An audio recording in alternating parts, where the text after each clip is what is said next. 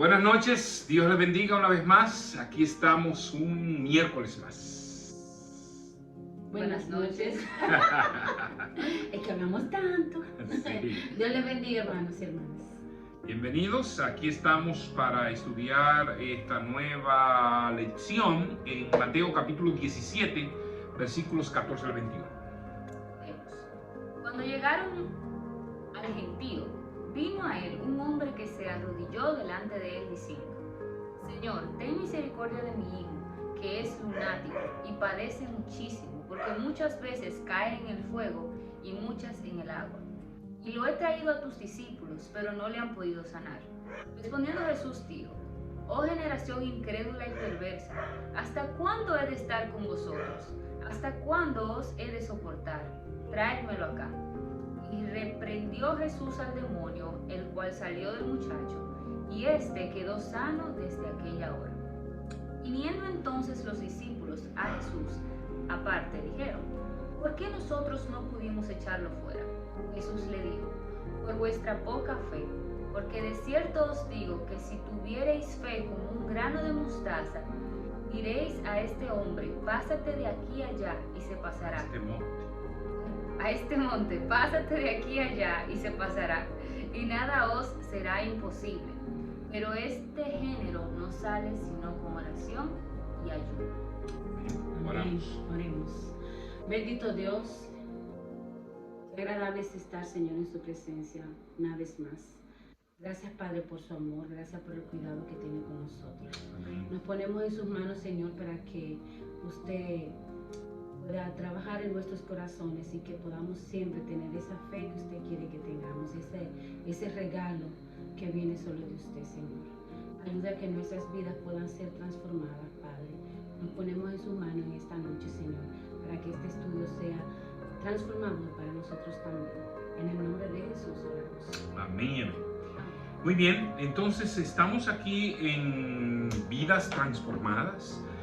Estos encuentros con Jesús y este estudio de Jesús y el joven endemoniado, un joven, Mateo lo pone como joven lunático. Sí. Y yo he querido trabajar probando nuestra fe. Nosotros vivimos momentos muy particulares, muy interesantes. Nosotros hemos pasado por muchas situaciones, nosotros somos los más adultos. Yo recuerdo en 1979 el ciclón David. ¿Tú recuerdas Perfecto, fue sí. algo que está en mi memoria? Teníamos 10 años. Se fue la energía eléctrica, el las agua, inundaciones, no había comida. Fue un tiempo muy difícil. Y de mucho temor, porque eran cosas nuevas para nosotros como niños, ¿verdad? Teníamos apenas 10 años. Otro huracán muy famoso que afectó el país fue el huracán George, que fue en 1998. También hemos visto terremotos no tan fuertes como que nos haya afectado demasiado a nosotros, pero lo hemos visto y vivido. Las guerras, ¿verdad? Cómo nosotros olvidarnos de la primera guerra que se televisó de alguna manera, la del Golfo Pérsico, ¿verdad? Y entonces eso fue en 1990. Sí, 1990. Yo recuerdo esa guerra cuando estalló, yo la recuerdo como ahora, porque estábamos en un culto, un miércoles, y estábamos en un culto orando ahí en la iglesia, y vivía nuestra hermana Arely y Pedrito en el templo, ahí en un área, y yo recuerdo que había un hermano viendo la noticia, y él llega y nos dice a nosotros: hermanos, estalló la guerra, y yo creo que el mundo no va a hacer lo mismo. A mi corazón me puso como a 9,000. Entonces, imagínense ustedes lo que eso significaba para un niño, para un jovencito. Yo tenía apenas 19 años, en el 90 más o menos. Y de verdad son traumas, pero también hay situaciones físicas. Vivimos la experiencia de mi enfermedad hace como 16 años más o menos. Y la partida de seres queridos. La partida de seres queridos, o sea, noticias que nos enteramos de separación, de personas que niegan la fe. Todo eso son eventos que a uno nos tambalean. Sí, y cómo nosotros vamos a decidir reaccionar ante esos eventos. Es importante entenderlo. O sea, cómo nuestra fe puede ser probada en medio de circunstancias difíciles y en este mismo momento que estamos viviendo de la pandemia. O sea, cómo la situación se va complicando, que los trabajos se van perdiendo, que la enfermedad no tiene todavía una cura definida, que vemos familiares morirse como tú veías, como tú decías, hay gente que uno conocía se muere. O sea, cómo es probada nuestra fe en medio de una cosa como a nivel mundial, todo el mundo tiene hay un pánico colectivo realmente. Sí, empresas que están sucumbiendo totalmente. Programas emblemáticos de la televisión que están cerrando, ¿verdad? Nosotros vemos noticias internacionales como ese Al Rojo Vivo, cerrado completamente, o sea, cancelada la persona, ya deja de existir más de 20 años de programa. Entonces, no, programas así que tú dices, wow, pero es una crisis real. Sí, es una crisis real. Y todos los programas de televisión y cosas que esos industrias de entretenimiento están siendo afectadas. Entonces, ¿cómo es probada nuestra fe? Esto es un pasaje muy interesante que vamos a estudiar hoy y vamos a ver con la primera parte, un padre angustiado buscando ayuda. Fíjense cómo él llega. Cuando llegaron al gentío, vino a él un hombre que se arrodilló delante de él diciendo: Señor, ten misericordia de mi hijo, que es lunático y padece muchísimo, porque muchas veces cae en el fuego y muchas veces en el agua. Recordamos que Jesús era seguido por muchas personas. Ya conocían que Jesús obraba milagros. Sí, que sanaba. Sobre todo en una época, en este momento hay situaciones difíciles de salud, porque no hay suficientes hospitales, porque la salud es precaria. Pero imagínense ahora en ese tiempo, donde los avances médicos eran eran muy limitados. Pocos médicos, pocos centros. Y cuando se escucha de una persona que podía obrar milagros, entonces este hombre llega a donde está Jesús, porque Jesús trabajaba no solamente la parte física, trabajaba la parte emocional y espiritual de la persona. Era integral. Era integral. Entonces Jesús cumplía esos tres elementos esenciales. Este hombre se arrodilla porque él entiende que él se está dirigiendo a alguien que no es común y corriente. Se arrodilla y se postra ante él y le pide que tenga misericordia de su hijo. Mateo lo llama lunático. Y tenía una situación. Cuando nosotros unimos los pasajes de los evangelios sinópticos de Lucas y de Marcos, nos damos cuenta por la característica de la enfermedad, que las convulsiones, echaba espuma por la boca, cómo caía. Y como decía el papá, o sea, un día cae en el fuego y otro día en el agua. Sí, o sea, él no tiene dominio de lo que está pasando.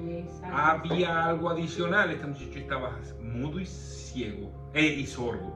Es decir, además de estar enfermo, estaba poseído por un demonio. O sea, que él tenía las dos cosas. Sí, física y espiritualmente estaba enfermo.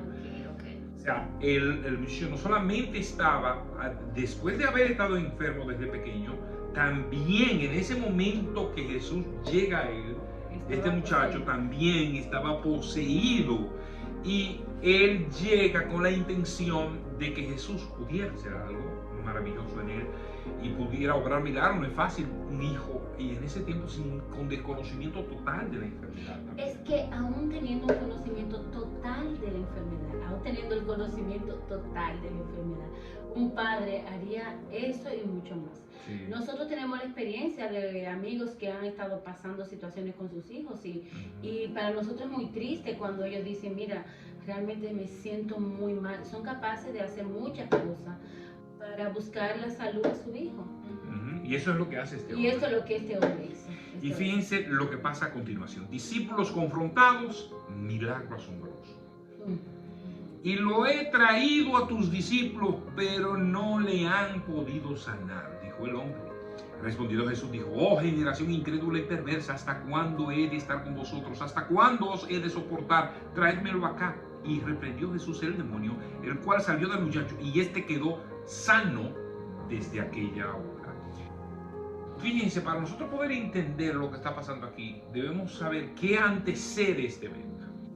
En el mismo Mateo 17 leemos que Jesús había estado con 3 de sus discípulos, Pedro, Juan y Jacobo, en el monte de la transfiguración. Jesús se había transfigurado delante de ellos, habían visto a Elías y Moisés allí, y te recuerda que Pedro le dijo, pero vamos a hacer 3 enramadas y vamos a quedarnos aquí. Algo sobrenatural había pasado.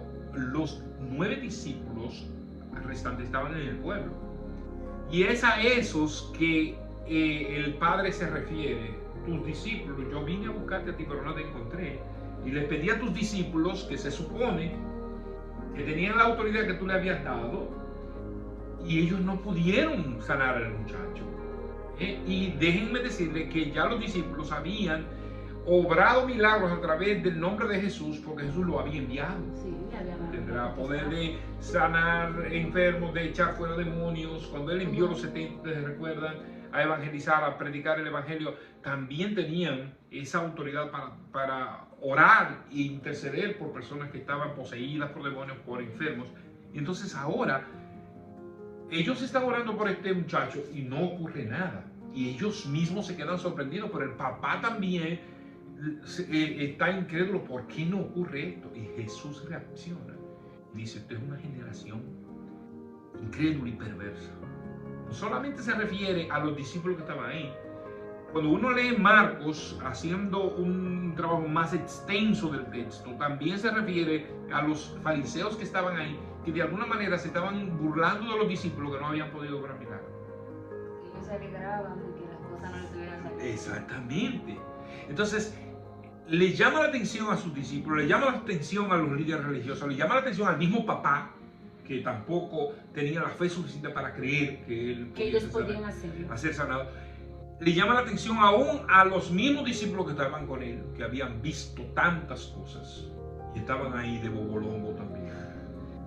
Le llama la atención a todos ellos por la manera como ellos han actuado, y entonces dice, llama al muchacho, ora por él, y el muchacho queda sano, liberado del demonio y sano también. Eso es algo sorprendente que pasó allí, algo que llama la atención, como la autoridad de Jesús de echar fuera los demonios y de la capacidad de la sanidad. Es el autor de la vida, el que tiene autoridad para todas las cosas, y eso es maravilloso lo que pasa ahí. Quedó libre de inmediato. La enfermedad que le había quejado, que era horroroso, porque tú ves, como tú decías, ver a tu hijo convulsionar, caer a veces en fuego, quemarse, hacerse daño, lo que nosotros hemos visto, personas, cuando tú ves a una persona convulsionando por... Sí. Cuando uno ve, eso es una cosa que impresiona. Sí, impresiona mucho. Impresiona. Ya uno no ve tanto eso porque los medicamentos son muy efectivos. Sí.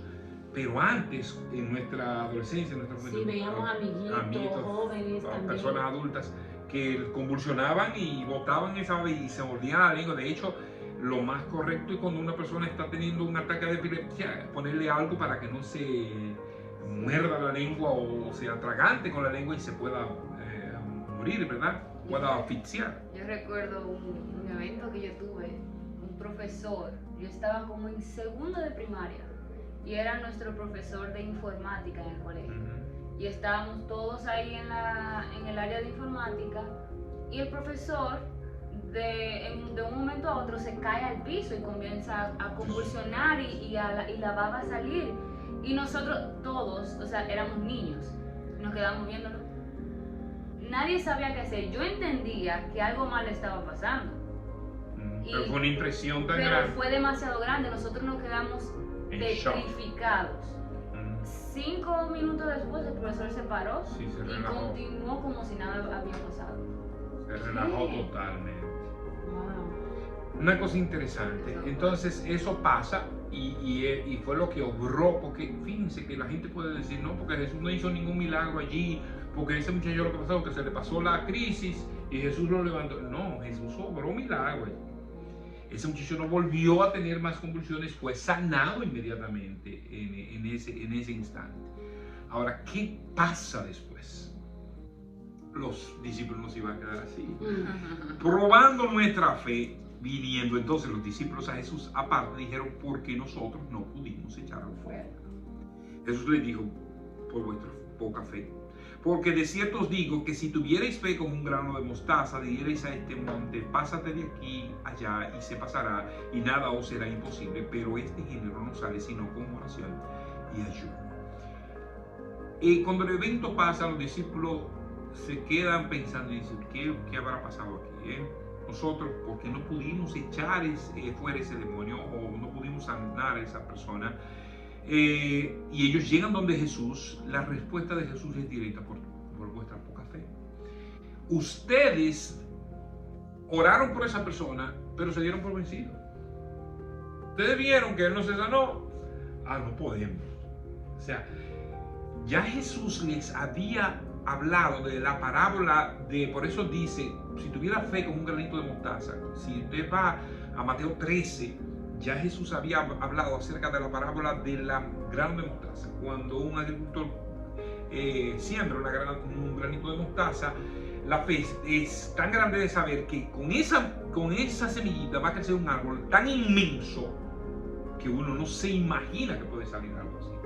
Y Jesús le dice, si su fe fuera tan chiquitica como eso, no estamos hablando de la fe que viene de Dios, que obra para salvación, sino la dependencia de Dios. No es tampoco que si yo tengo mayor fe, yo voy a poder sanar enfermos, yo voy a poder levantar muertos. No es eso.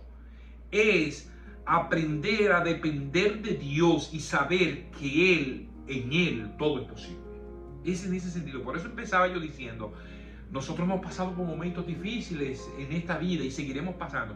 ¿Cómo vamos a reaccionar ante esas circunstancias? Es lo que Jesús, y por eso Jesús le llama la atención. El pasaje del versículo 21 dice, este género no sale con oración y ayuno. Es dependencia de Dios.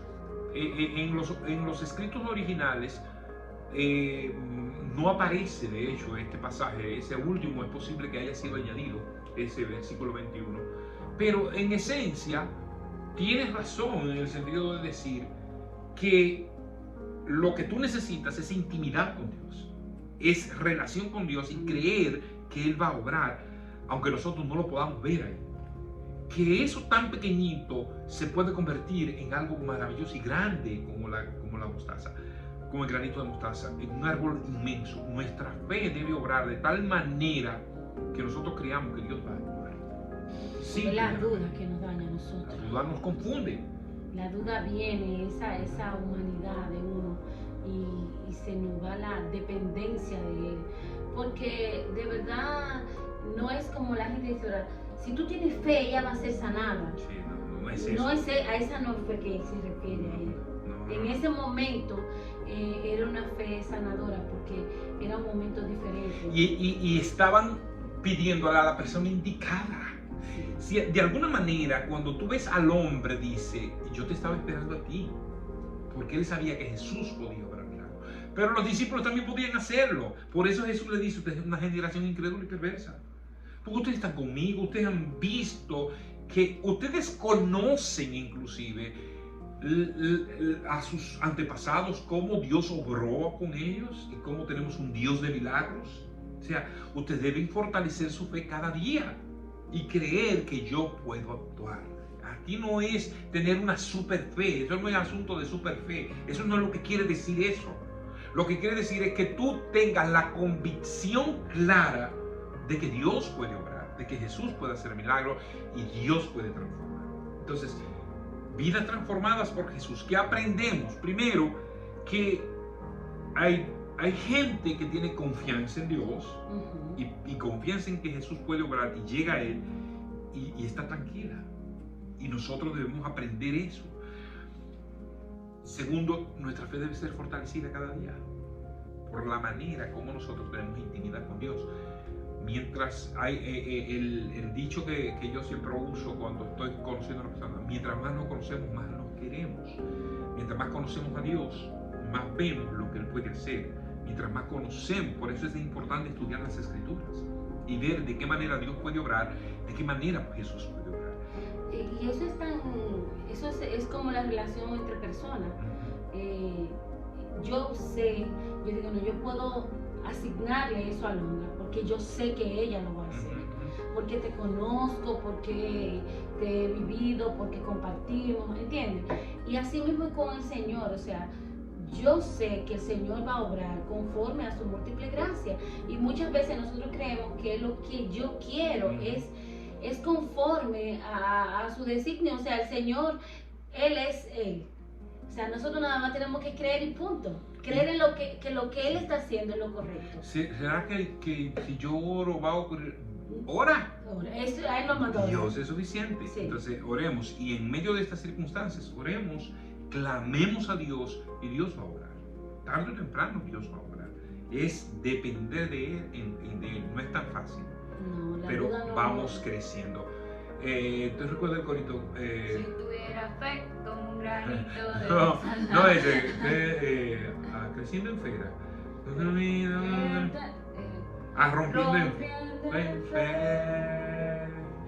Mi vida me revestirá de tu poder, rompiendo en fe. Cada día viviré seguro en tu poder.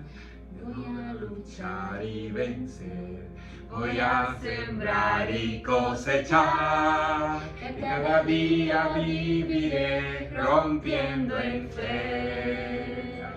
Amén. Entonces, esta cancioncita muy triste nos acuerda a mi hermana Carmen Ligia y Ana Raya, ¿verdad? Dios bendiga sus vidas. Y a Noel en mi caso. Y a Noel, en el caso de Noel. Muy bien, pues vamos a orar, dar gracias a Dios por la bendición de su palabra. Padre, gracias te damos por esta noche gloriosa, donde hemos estudiado tu palabra y que toda la iglesia se una en este propósito especial de conocerte más y de ser transformado a través de esta tu palabra y a través de Cristo nuestro Señor. Bendecimos tu nombre, te damos gracias. Sigue guiando nuestro mundo, nuestro país, nuestra iglesia. En el nombre de Jesús. Amén y amén. Les amamos. Dios le bendiga. Dios les bendiga.